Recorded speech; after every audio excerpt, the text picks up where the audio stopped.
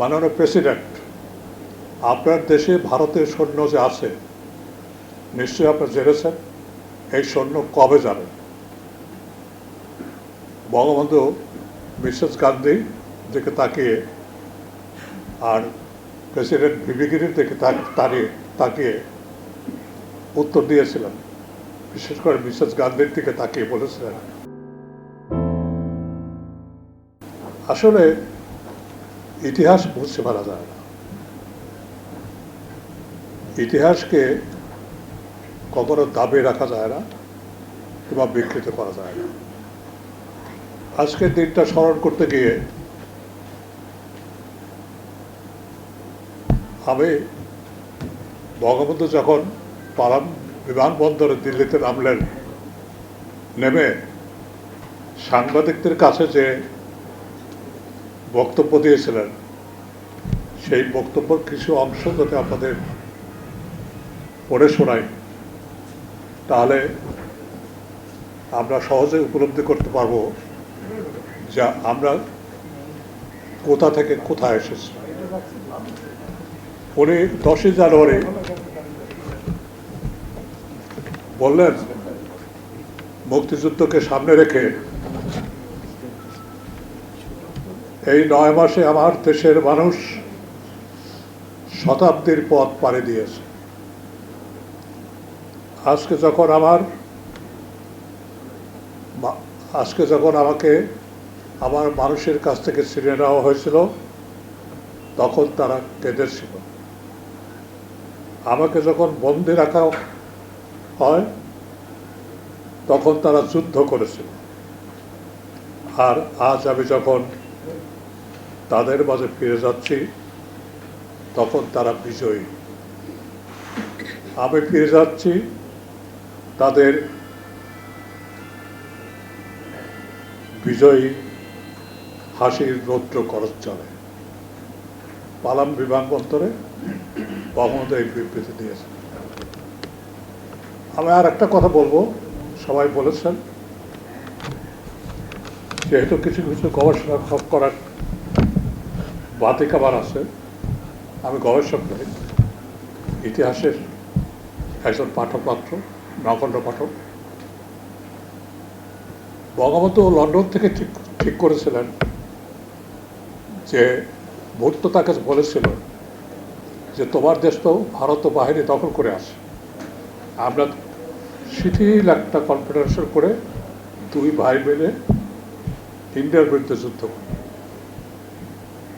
বঙ্গবন্ধু বুঝেছেন এটা ভুট্টো চালাকি। ওই প্রসঙ্গে আমি যাব না।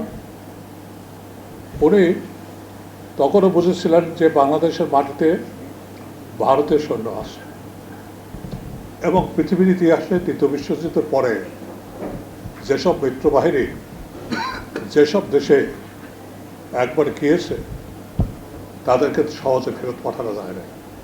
এখন পর্যন্ত জাপানে আছে, কোরিয়া আছে, অস্ট্রেলিয়া আছে, অন্যান্য দেশেও কিন্তু আছে। সে যাই হোক, আমি যে কথা বলতে চাই সেটা হলো এই, বঙ্গবন্ধু এটা বুঝেই তার সেই রাজকীয় বিমান বাহিনীতে তার আগেই কিছু সাংবাদিককে তিনি যোগাযোগ করে আগে পাঠিয়েছিলেন। বঙ্গবন্ধু যখন রাষ্ট্রপতি ভবন থেকে বের হয় তখন সাংবাদিকরা তাকে ঘিরে ধরেন। তার পাশে ছিলেন ভারতের প্রধানমন্ত্রী মহিষী নারী শ্রীমতী ইন্দিরা গান্ধী। আমরা তার নামটা পর্যন্ত আজকে নেই না,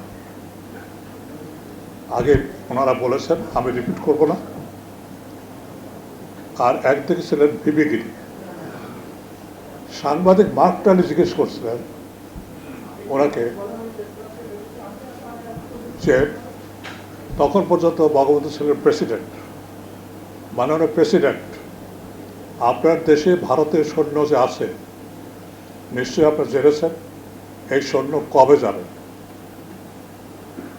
বঙ্গবন্ধু মিসেস গান্ধী দিকে তাকিয়ে আর প্রেসিডেন্ট ভিভিগিরির দিকে তাকিয়ে উত্তর দিয়েছিলেন, বিশেষ করে মিসেস গান্ধীর দিকে তাকিয়ে বলেছিলেন, কেন আমি যখন বলবো তখনই যাবেন, কি বলেন মিসেস গান্ধী?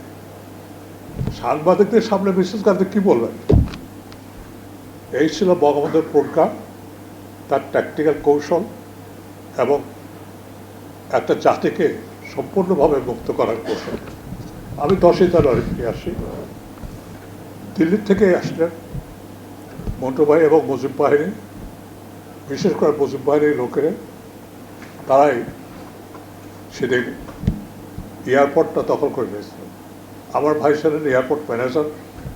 আমি ওখান থেকে তাড়াতাড়ি নেমে এসে দেখবো এখানে তো বঙ্গবন্ধুর সাথে সাক্ষাৎ করা যাবে না। আমি সরাসরি, কেনই জানি না, স্রোতের ভিড়ে ওই দিন আপনারা আজকে সংবাদে দেখতে পারবেন, আমার কাছে ছবিও আছে, মঞ্চে উঠে বলেছিলাম 10ই জানুয়ারি। সেজন্য তার ভাষণটার উপর আমার কথা ভাষণ, কি ভাষণ দিয়েছিল। উনি 5টা কথা মৌলিকভাবে বলেছিলেন। প্রথমে বলেছিলেন যে দেশবাসী যদি খাবার না পায়, যুবকরা যদি চাকরি না পায়, কাজ না পায়, আমাদের সাধারণ মানুষ যদি আশ্রয় না পায়, তাহলে অর্থনৈতিক মুক্তি যদি না হয়, তাহলে আমাদের স্বাধীনতা ব্যর্থ হয়ে যাবে। আমি মন্তব্য করব না, এটা বঙ্গবন্ধুর কথা, আপনাদের সামনে রাখলাম। আর একটা কথা বলেছেন, যেটা একটু আগেই সবাই বলেছেন, ব্যাখ্যা করে, আমি ব্যাখ্যা করব না। 10ই জানুয়ারি মঞ্চ থেকে যে ভাষণ দিয়েছিলেন, এটা কিন্তু ভাষণের অংশ। উনি কি বললেন আরো? কর্মচারীদের বলছি, আপনারা ঘুষ খাবেন না, এদেশে আর কোনো দুর্নীতি চলতে দেওয়া যাবে না। এখন কি অবস্থা, তার ব্যাখ্যা আমরা শুনেছি। 3 নম্বর উনি কি বললেন? যে আমি দ্বিতীয় মুসলিম বৃহত্তম রাষ্ট্র, বাংলাদেশ রাষ্ট্র হলেও বাংলাদেশ হবে একটি আধুনিক রাষ্ট্র। আর তার ভিত্তি কি হবে? উনি কিন্তু 10 তারিখে বলে দিলেন, ধর্মীয় ভিত্তি হবে না, হবে রাষ্ট্রের ভিত্তি হবে গণতন্ত্র, সমাজতন্ত্র, ধর্মনিরপেক্ষতা আর জাতীয়তাবাদের মাধ্যমে তারা সম্ভব করেছে। উনি কিন্তু ওই দিনে বলে দিলেন। পরবর্তীতে তার আলোকে আমরা সংবিধান খসড়া করেছিলাম।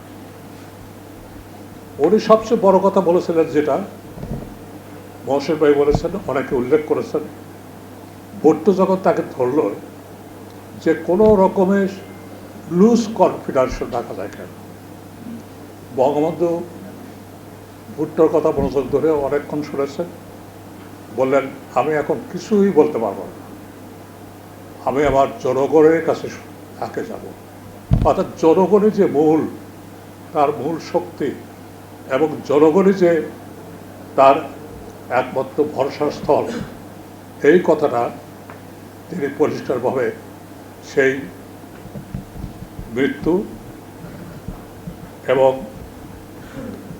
বেঁচে থাকার মাস সন্ধিক্ষণে এই কথাটা বলতে ভুলে যান। আর একটা কথা তিনি বললেন, এ কথাটা মাঝে মাঝে দাবি ওঠে কিন্তু নিষ্প্রভ হয়ে যায়। উনি বললেন গণহত্যার কথা। উনি বললেন বিশ্বকে মানব ইতিহাসের সবচেয়ে জঘন্যতম কুকীর্তি এবং হত্যাকাণ্ডের তদন্ত করতে হবে। 50 বছরে দাঁড়িয়ে বিশ্ব মানব ইতিহাসে যারা সভ্য বলে দাবি করে কিংবা দাবি করেন, তারা কিন্তু আন্তর্জাতিকভাবে করতে পেরেছে, করতে পারেনি। তাহলে বঙ্গবন্ধু যে কথাটা 10ই জানুয়ারি বাংলার মাটিতে পা দিয়ে বলেছেন, তার কোনোটাই কি সুষ্ঠুভাবে বিচার হয়েছে? মন্টু ভাই তো যুদ্ধ করেছেন জীবন মরণ নিয়ে, এবং ট্রাইব্যুনালেরও বিচার হয়ে প্রাণদণ্ড হয়েছিল। নাটোরে ট্রাইব্যুনাল হয়ে আবার প্রাণদণ্ডের আদেশ হয়েছিল যুদ্ধ করার জন্য। আজকে যার যেখানে যে স্তর, যেখানে যার সম্মান, যার যেখানে মূল্যায়ন, সে মূল্যায়ন অবশ্যই করা দরকার। কারণ বঙ্গবন্ধু এমন একটা আত্মমর্যাদাশীল ব্যক্তি ছিলেন, একটা ঘটনার সম্ভবত মহসিন রশিদ সাহেব বিস্মিত হয়েছেন বা বলতে ভুলে গেছেন। সেটা হলো এই, যখন বঙ্গবন্ধু পিআইএ প্ল্যানে উঠবেন তখন ভুট্টো সাহেব ওনার দিকে এগিয়ে ওনাকে $50,000 দিয়েছে। বঙ্গবন্ধু হাত দিয়ে ওই ডলার ধরেননি। কি বলেছিলেন যে মিস্টার ভুট্টো, এটা আপনার পিআইএ প্লেন নিয়ে যাচ্ছি, তার ভাড়া হিসাবে এটা আপনাকে দিয়ে গেলাম। কত আত্মমর্যাদাশীল মানুষ ছিলেন উনি, যে জানতেন বাংলাদেশে কিছু নাই, তারপরেও একটা মর্যাদাশীল মানুষের প্রমাণ এগুলো। আর আমরা আত্মমর্যাদা প্রতিনিয়ত বিক্রি করছি, আমাদের সম্মান বিক্রি করছি, এমনকি জাতির পিতা, জাতির রাষ্ট্রের পিতা বঙ্গবন্ধু শেখ মুজিবুর রহমানকে প্রতিনিয়ত অসম্মান করে চলেছে। তাকে দলীয়করণ করে, তাকে পরিবারতান্ত্রিক ভিতরে এনে তাকে এমনভাবে আজকে ছোট করা হচ্ছে, এমনভাবে চিত্রিত করা হচ্ছে তিনি যেন একটা পরিবারের লোক, তিনি যেন দেশের নন, একটা দলের লোক। এগুলো চিহ্ন কি? কথাটা খারাপ শোনাবে।